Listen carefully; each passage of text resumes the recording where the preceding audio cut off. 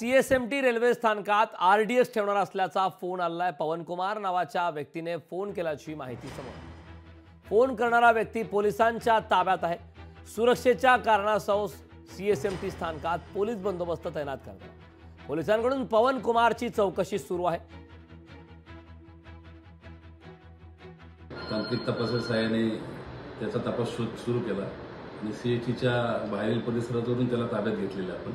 पण त्या दरम्यान आपण प्रवाशांच्या सुरक्षेसाठी काय अनुचित प्रकार होऊ नये विविध प्रकारे बीडीटीएस पथक, डॉग स्क्वॉड आणि पोलीस अंमलदार अधिकाऱ्यांच्या मदतीने सर्च तपासणी केलेली आहे आणि आता त्याला ताब्यात घेतलेला आहे।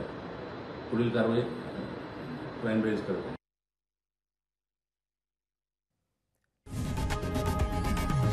लोकशाही मराठी ऐका, पहा, जागरूक रहा।